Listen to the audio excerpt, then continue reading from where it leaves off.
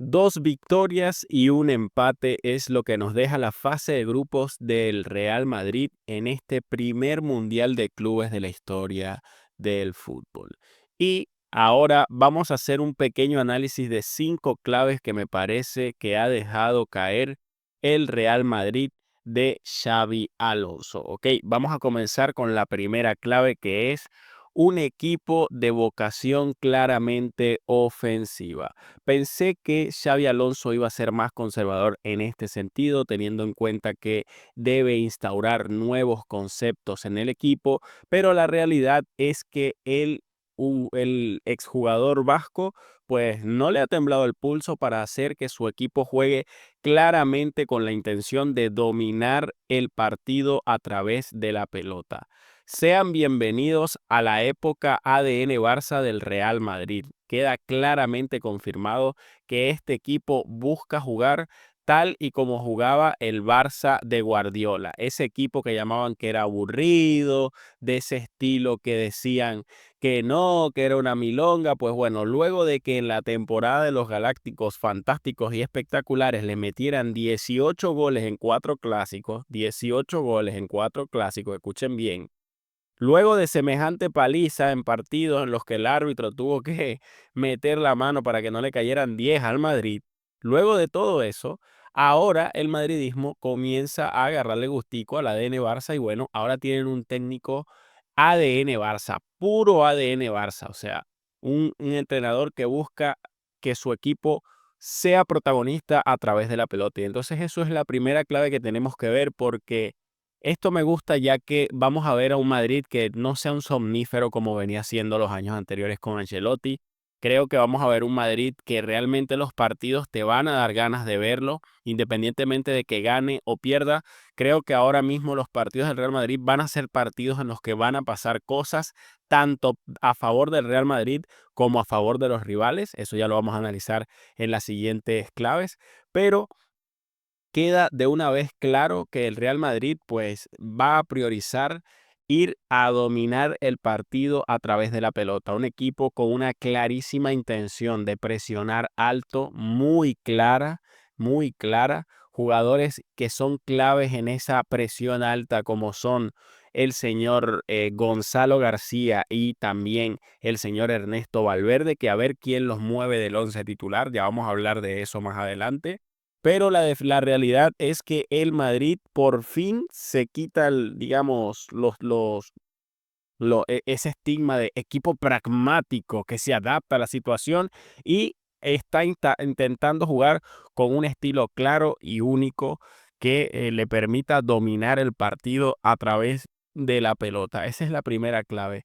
La segunda clave que hemos visto es la bendición que ha sido Gonzalo García para el técnico vasco y para el Real Madrid en general. Yo ya durante muchos videos en el anterior decía que para ver el prime de Mbappé en el Real Madrid se necesita que se hicieran dos fichajes, y es un lateral izquierdo, pero sobre todo hablaba de la importancia de un 9 de área puro. Y en Gonzalo García han encontrado un jugador fantástico y fenomenal que, como ya dije en el video que le dediqué ayer, que te recomiendo que lo veas si eres madridista, eh, me parece que o sea, en estos 3 partidos que le he visto, me parece que es el mejor 9 para jugar ADN Barça que he visto en los últimos años desde Luis Suárez. O sea, me parece que no había visto un 9 que fuera tan inteligente y que entendiera tan bien el juego de posición como lo hace Gonzalo García desde Luis Suárez, que para mí fue el delantero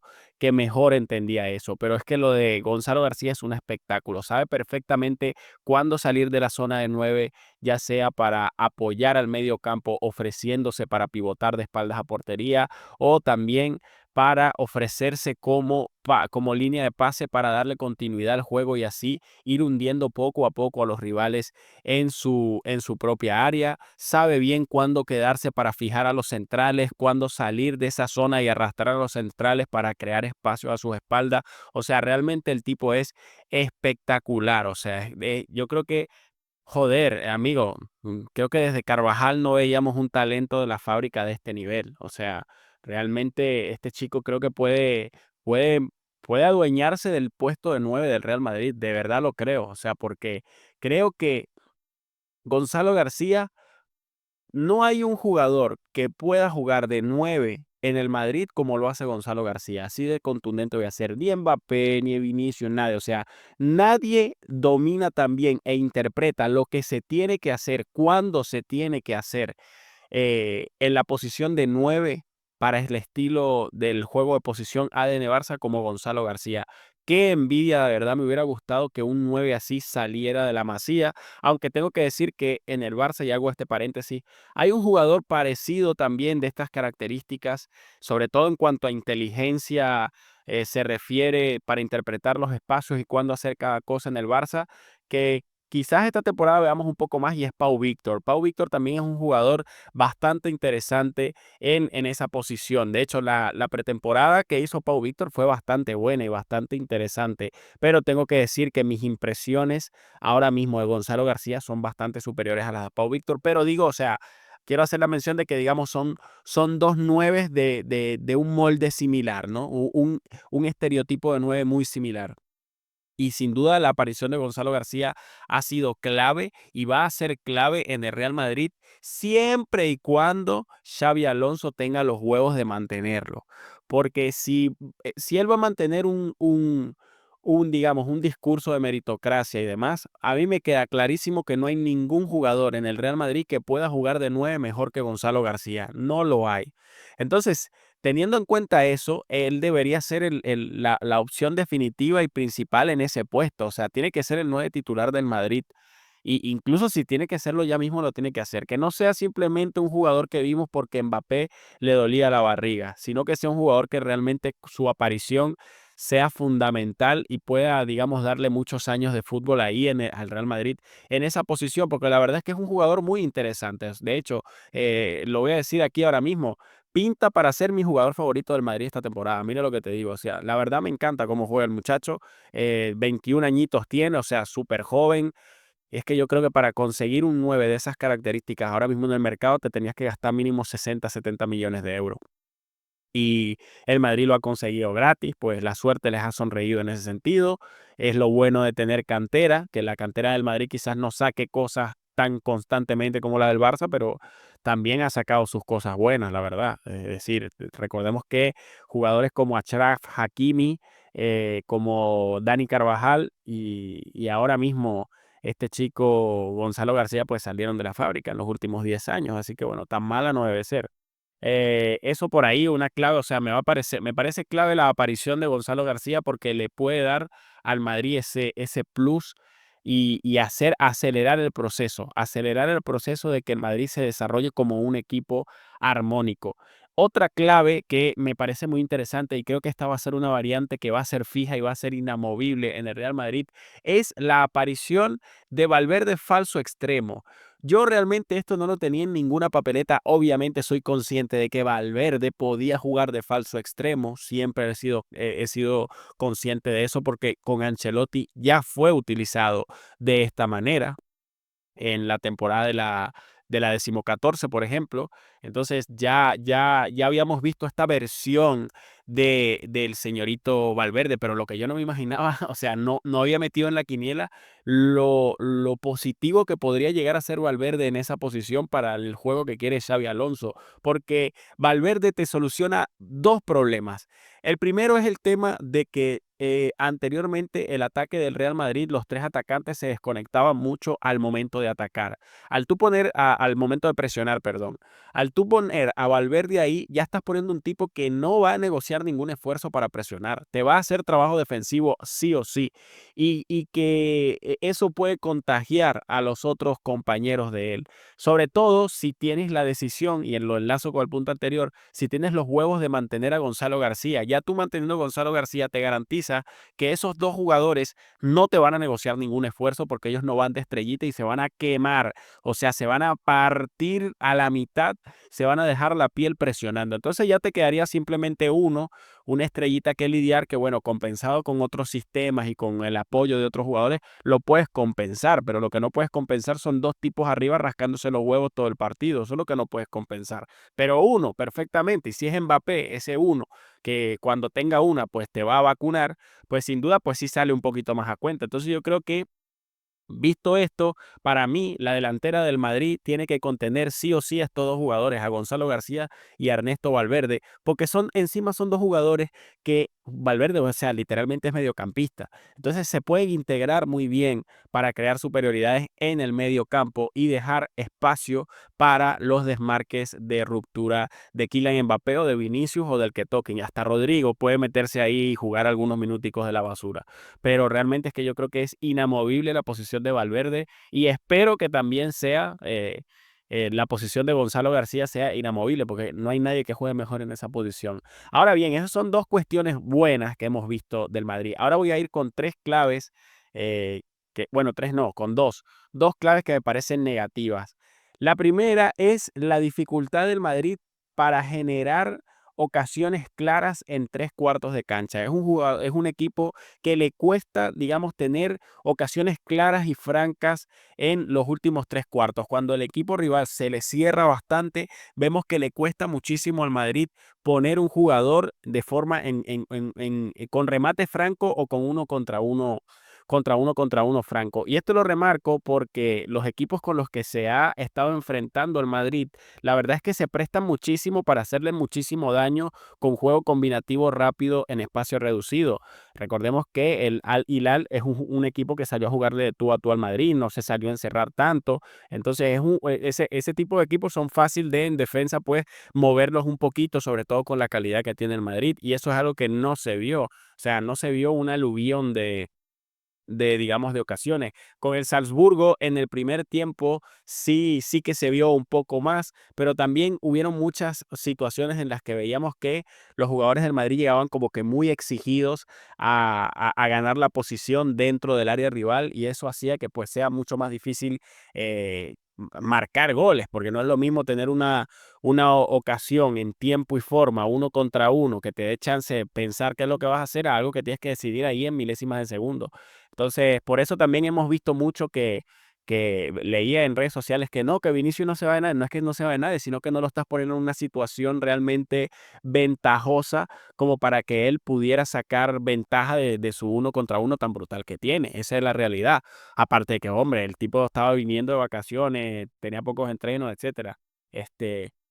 Pero es un problema de creatividad, le falta al Madrid creatividad y esto pasa es porque justamente no tiene mediocampistas con esa inteligencia y con esa imaginación para crear, para saber cómo mover al rival y poder crear esos espacios que posteriormente van a poner con el pase a sus compañeros en el ataque. Le falta gente para eso. Tú ves que Arda Güler intenta, pero realmente no tiene mucha compañía que digamos. Bellingham sí, es un tipo, un box to box, es un jugador muy físico pero le cuesta también enchufarse para crear ese tipo de jugadas. El que más o menos los acompaña hasta ahora es Gonzalo, que sabe muy bien cuándo salir, ofrecerse, pivotar para darle continuidad a una jugada, crear espacios, etcétera.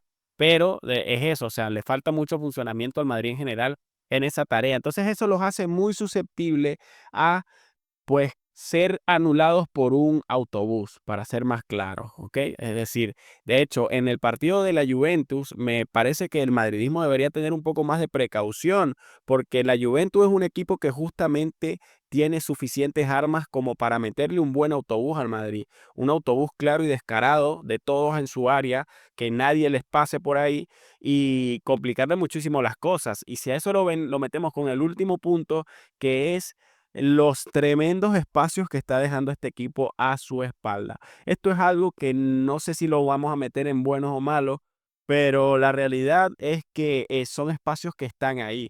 Es verdad que el Barça de Flick también los tiene, es verdad, o sea, no lo vamos a negar, el Barça de Flick deja muchísimos espacios a sus espaldas y de esa manera es que le han hecho daño a los rivales durante esta última temporada. Pero también es cierto que el Barça de Flick tiene bastante automatizados los mecanismos para tratar de corregir esas situaciones, a tal punto de que muchas de esas, digamos, esos descuidos cuando rompen la presión del Barça, muchos terminan anulados por fuera de juego o un defensa llega bien a bloquear el disparo, o sea, tienen varias formas de abordar esa situación, sobre todo pues en rivales, digamos, de un nivel un poco inferior. Pero digamos que eso, el Barça tiene como ya mecanizado. El Madrid todavía no tiene esas cosas estudiadas al 100%. Por ejemplo, el fuera de juego no lo tiene tan pulido, sobre todo jugadores como Huijsen son muy descuidados en esa tarea, se quedan colgados con mucha facilidad y habilitan al rival evitando tirar una buena línea de fuera de juego. Eso es algo que tendrá que mejorar el jugador holandés que juega para la selección española. Y, y también pues es algo que los rivales pueden aprovechar. Entonces, siguiendo con lo que digo de la Juve es un equipo que justamente puede perfectamente plantear un autobús para secar al Madrid ofensivamente y tiene suficientes armas para aprovechar esos espacios a las espaldas del Madrid y vacunar y hacerle daño al Madrid, quedar en varias situaciones en uno contra uno, por ejemplo, porque encima los defensas que está utilizando el Madrid no son muy rápidos. Huijsen, si bien tiene una gran salida de balón, no es un jugador excesivamente rápido. Tiene buena zancada, sí, es verdad, es un tipo con un físico imponente, es verdad, pero la velocidad no es su fuerte y eso es algo que todos tenemos claro. En cuanto a Rüdiger, que parece que va a ser su compañero de aquí en adelante, pues ¿qué te puedo decir de Rüdiger? Rüdiger es un jugador que en su prime sí que tenía un buen pico de velocidad, pero ahora mismo con las rodillas en el estado que las tiene, pues la verdad es que no podemos pedir que siempre esté preparado para tirar 50 sprint para corregir por partido los espacios que dejan sus compañeros a las espaldas. Entonces, esto pasa principalmente es porque el Madrid, justamente la presión, todavía no la tiene lo suficientemente coordinada como para apretar de forma correcta a los rivales y bloquearles las líneas de pase. Eso es lo que realmente está pasando y el motivo por el que al Madrid, digamos que le cuesta mucho cerrar esos espacios y a los rivales se le hace tan fácil. Entonces, la Juventus podría ser un rival duro de matar en ese sentido. Y de hecho, no me extrañaría que comiencen los madridistas a probar lo amargo del estilo Barça, lo frustrante que podría ser un partido en el que perfectamente eres superior, tus mediocampistas están haciendo un partidazo, filtran balones, pero como llegas tan justo y estás contra un rival tan metido en su área, en bloque bajo, pues te cuesta definir con claridad y al final terminas convirtiendo al portero rival en el mejor portero del mundo. Luego, las únicas dos oportunidades que tiene tu rival te las mete para adentro y terminaste perdiendo 2-0 y con la prensa diciendo baño táctico, anularon al Madrid de Xavi Alonso. Son cosas que pueden pasar también. Entonces, esas son mis impresiones hasta ahora de lo que he visto de Real Madrid. Realmente nada que me preocupe todavía al nivel de como yo como barcelonista, de que me dé miedo un partido con ellos. La verdad es que ahora mismo creo que si el Madrid se topa con el Barça, se come una buena macana, o sea, se come una buena tunda porque esos espacios que estoy nombrando, o sea, el Barcelona los va a saber identificar muy bien. Y este Madrid, otra cosa que tiene es que le cuesta muchísimo cerrar espacios en bloque bajo. Esa es otra cosa que se me estaba olvidando, pero cerrar espacios en bloque bajo le cuesta muchísimo. Vimos cómo en un equipo como el Salzburgo, que recordemos que la temporada pasada pues quedó casi que de antepenúltimo en la UEFA Champions League, en la liguilla, quedó eliminado en la liguilla, con gente dentro, con 5 o 6 jugadores del Madrid dentro del área, le hacían jugadas, le tejían jugadas en las que terminaban con remates francos o con situaciones en las que los jugadores del Salzburgo podían retar a Courtois. Lo que pasa es que, bueno, como son los jugadores del Salzburgo, con todo respeto, pues al final no terminaban de aprovechar esas ocasiones, pero de que las tuvieron, las tuvieron. Sobre todo tirando, llegando a línea de fondo el lateral y tirando pase atrás. Hubieron muchas situaciones. También hubo un córner que le caía la pelota en los pies al delantero y podía haber reventado de primera el arco de Courtois y la falló. O sea, obviamente que se salvan bastante por el hecho de que era el Salzburgo, pero esas situaciones contra un Lamine Yamal, contra un Rafinha, contra un Pedri, contra un Lewandowski, contra un Haaland, pues te las vacunan, te las vacunan. Y creo que el Madrid de momento no está preparado para los grandes rivales todavía. Esto va a ser un camino lento y es aquí donde el Barça tiene que aprovechar y meter la directa y en la primera vuelta cerrar por lo menos lo que vendría siendo el campeonato de liga, porque ganarle la liga a este Madrid lo debilitaría mucho, ya serían 2 ligas sin ganar la competición, sería la tercera liga en 4 años para el Barça, una mini hegemonía ahí prácticamente.